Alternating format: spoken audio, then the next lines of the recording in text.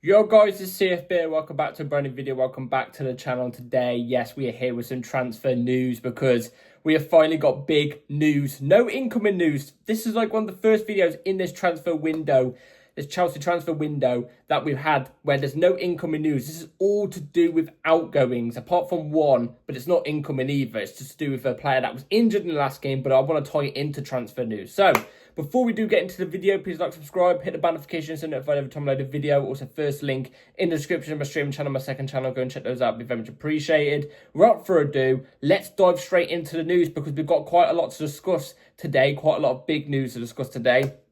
Let's start off with the big one. The biggest one out of them all. You know what I'm trying to say? We've always got to start large. You know what I'm trying to say? Right here on the screen. This is to do with Nkunku. We all know Nkunku's going to be leaving. What is the latest on Nkunku? Well, this is it right here on the screen. Leizpig are stepping up talks with Chelsea over a move for Christopher Nkunku. The discussions are for a permanent deal, with Nkunku open to the possibility of rejoining his former club and keen on a permanent transfer. Leizpig coming in for Nkunku. Did I guess it a couple weeks back on a video? I called it, didn't I, guys? Do you not all remember? If you all sat there and watched the video, you will all remember I called this to a T. I said, why don't? Because we're going after Xavi Simons. We want Xavi Simons. Xavi Simons wants us. I think the deals are practically even done. It's done. We're just waiting for a sale of Nkunku. If we're waiting for the sale of Nkunku, well, Nkunku's a 10. Xavi Simons is a 10. We're going for Xavi Simons. Leizpig will happily take Nkunku again because Nkunku's not a bad player. We all know this deep down. We all know this. He's just not part of the plans of Maresca. It's happy for both sides. For around the same similar type of price as well. I don't understand why this has took so long.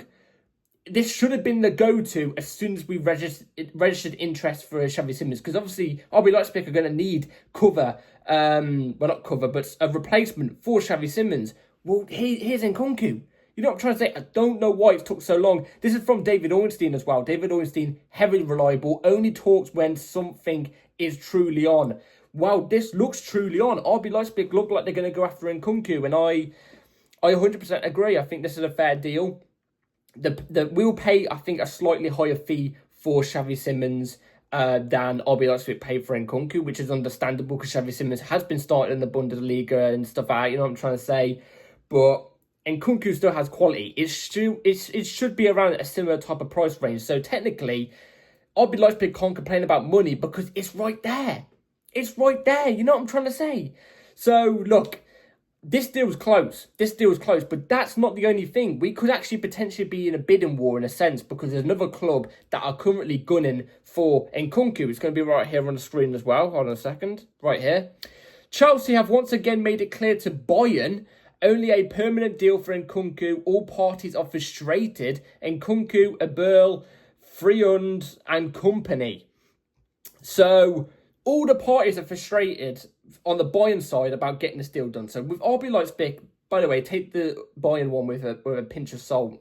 It's from Pletty Goal. They're reliable, but they're not David Ornstein reliable. You know what I'm trying to say? So I think the RB Leipzig one is slightly more, reliable and also has a higher chance of happening. Bayern are interested though. We know Bayern are interested. Why are Bayern trying to play hardball? And why the hell are they frustrated with us? Why? Slam the money down. You've got money. You know what I'm trying to say? You win the league, your league, every single bloody year. You know what I'm trying to say? You've got the money. You've got the funds to pay for Nkunku. Why are you frustrated at us? By the way, we only value Nkunku at around 40-45 million. I'm sorry, you can pay that. Don't be stingy. You lot can pay that. I have a problem with these German and Serie A clubs, you know what I mean? Because we have to go through hell to buy one of their players who they value at like 70-80 million. And we have to go through hell to sell players to them because they want to buy them for 20 million when they're like 40 million pound players. Mate, it's Barney. It's absolutely Barney. But Nkunku to Bayern, I would understand if Nkunku wanted to go to Bayern. In fact, I understand if Nkunku is frustrated at this deal because, I'm pretty sure he would rather go to Bayern than RB Leipzig because Bayern are a way bigger club, you know what I mean? They compete in the Champions League every single season at the highest level in the Champions League and stuff like that. You know what I mean? They win the league every year. and stuff. So he would be getting trophies consistently. No doubt about it compared to RB Leipzig. But RB Leipzig know him. He knows the fans. He knows the place. You know what I'm trying to say? So we'll have to see how both deals done. In my opinion, I'm starting to sway more towards the Leizpig deal. I think it makes complete sense for both sides of the clubs and stuff like that.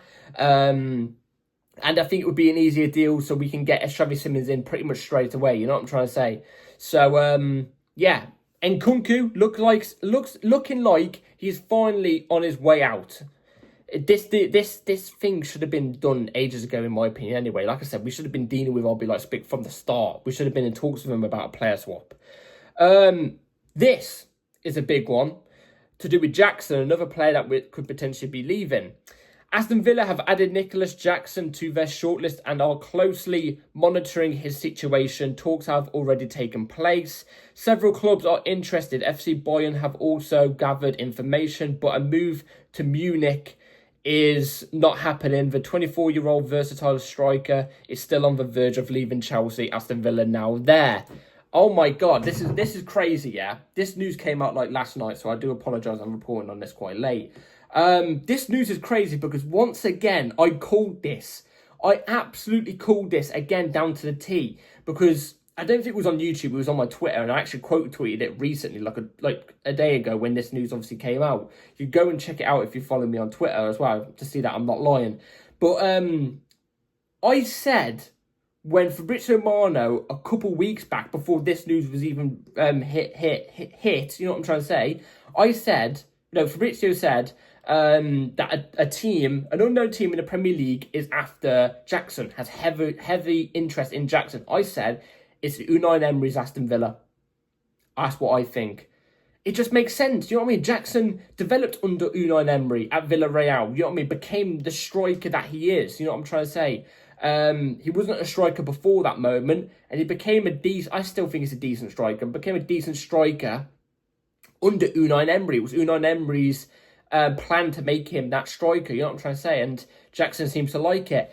I think, again, Aston Villa, I think it makes sense. And I think Jackson would actually do well and thrive at a club like Aston Villa. Hopefully not against us, obviously, but in the Premier League for Aston Villa under Unai Emery. Unai Emery knows Jackson. Jackson knows Unai Emery. You know what I'm trying to say? There's a good relationship there. I think the problem with this deal, though, is, again, the price. Because we want, 70, 80 million for Jackson. I've always said that's very unrealistic from us. I think that's never going to happen. We're never going to get 60, 70, 80 million for Jackson. I think you're looking around the 50 million margin. But then again, is that too much for Aston Villa again? Is it? Because we've obviously been hearing about their problems with PSR and stuff like that. There is problems there financially for Aston Villa. So can they even pay 50, 55 million for Jackson? Because I think that's the borderline, I think. 50, 55 million. I wouldn't accept anything less. I think anything less is we're being kind of stint. You know what I'm trying to say? We're being kind of stinted out of that. But I don't know. There has been reiteration today about Aston Villa going for Jackson, but apparently the valuation is wide off the mark. It's wide off the mark. But Jackson and Nkunku, at least we're finally hearing links about these two people leaving, because they're not going to be in the Chelsea squad this season. If they don't leave, they'll just be sitting there getting, 100 to 300k a week, just sitting there at home. You know what I'm trying to say? Best if we ship them off. It's good that we're hearing links now. You know what I mean? Anyway, Renato Vega. This is the latest on Renato Vega. Renato Vega has agreed personal terms with Villarreal. He's ready to join the Spanish club, but difficult negotiations continue over the fee. Chelsea are known to value him at about £34 million, but there is hope in Spain that a deal could be struck for under £30 million. Oh my God. So, to be fair, I mean, we brought, Renato Vega for about 12 million. If we sold it for 25, for example, we're making a £13 million profit off him? You know what I mean? And it's good profit. I mean, I'd take it. But I actually think Renato Vega, I know there's the whole thing between him and the club and stuff like that. I get it. I don't like the way he, has acted since coming back to Chelsea off his loan from Juventus and stuff like that. But he is a decent player. There's a decent player there. There's decent fundamentals for a good defender there, especially in a league like Serie A. playing for a club like Villarreal. He could play for any club, in my opinion, in Serie A, apart from Real Madrid and Barcelona. I think a perfect fit would be Atletico Madrid, but that ain't going to happen. He makes Villarreal better, and I think he's easy a £35 million player. Again, I would stick to the valuation for Renato Vega. £35 million, please. You can pay that. You know what I mean? Spanish clubs, don't do a Serie A and a Bundesliga, yeah? Don't start trying to scam us for little money. Seriously, because it's stupid now. You know what I mean? We should stick to our valuation of 35 million, well, 34, but round it up to the nearest number. 35, please. I think he's easy a £35 million player in this market, especially. You know what I mean? So, he's agreed personal terms with Villarreal, so he is going to be leaving Chelsea. You know what I mean? It shows because he's agreed terms with another club. It's whether we can agree the terms with the other club. You know what I mean? 25 is a bit of a rip-off, but then again, we're still getting profits. So I wouldn't be crying at it going, oh my God, this is disgraceful. I wouldn't be. But I think it's fair, 35 million. I think that is totally fair. I wouldn't understand why this deal wouldn't get done. You know what I mean? So it's a crazy downgrade from Chelsea down to Juventus, down to bloody Villarreal, though. Like, it's a bit of a downgrade.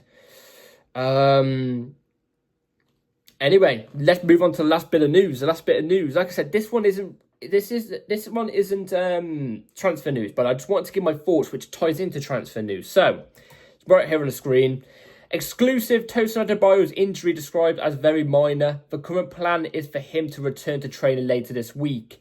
I think we need Tosin Adebayo back in the team. As much as I thought Josh Achampong did brilliantly, won player of the match, deservedly so in my opinion. I think he deserves to be in the pipeline for player of the match. But the one thing we miss with Tosin Adebayo, or a ball playing centre back, here I get into it, is that killer pass down the middle, that risking killer pass down the middle, which Colwill does perfectly, which Colwill does execute perfectly.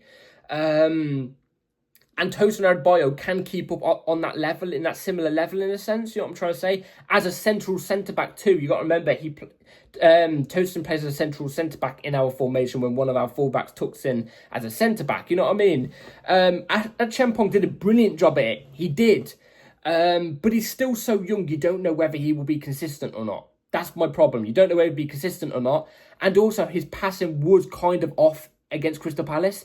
And every time he did pass it, it was kind of safe. It wasn't that killer pass, that risk-taking pass down the middle that Colwill does perfectly and Tosin does perfectly. That helps in the way we play. You know what I'm trying to say? Tosin kind of... No, not Tosin. Achampong kind of just passed it sideways, safe in a way. Which I've got no problem with. You know what I mean? He did try the one killer pass against Crystal Palace. And it didn't work. So we kind of need that Tosin Adebayo back. But the one thing I want to tie this in with, and it's a question to you all, is do we need to go in for another centre-back? Because Tosin Adebayo, not usually injury prone, but he can pick up an injury. Chalobah, not really injury prone, but can pick up an injury. There's two players that are pretty much always available, okay? Badiashile, inconsistent and always injured. He is always injured nowadays. Fofana, amazing, but he's always injured. And Colwill is out fully. So technically there, if you're really thinking about it, like I said, Achampong's good, but I don't know whether we can put our full faith in him for the whole season. If we want to go for the title, we can't put our full faith in Achampong for the whole season, no matter how good he is or whatever. He's still so young, he could be inconsistent. He can do. Good signs off him against Crystal Palace, though, obviously. He's a natural right back at heart as well, so you can't really plonk him in at centre back. You know what I mean? So basically, pretty much there, we've only got 2 centre-backs available for the whole season, playing in 4 cup competitions. You're looking at over 60 games. You know what I mean? You can't just rely on what? Tosin and Chalobah for the whole season. You can't. This is my question to you all. Do we go in for another centre-back? Do you think we should go in for another centre-back? Because I do think Badiashile at the end of the season, no matter how good he is, I think we'll probably leave Chelsea at the end of the season. I do think so. Been saying it for a while now. Surprised he's not already gone. No offence to Badiashile. Does it make sense for us to go for another centre-back? Let him bed in and then next season compete with Colwill. Let me know in the comments down below. Thank you all for watching this video, guys. Like, subscribe, hit the bell notification so you know if I upload a video. Let me know in the comments down below what you think about all the news. And I'll see you in the next video. Take care. Peace.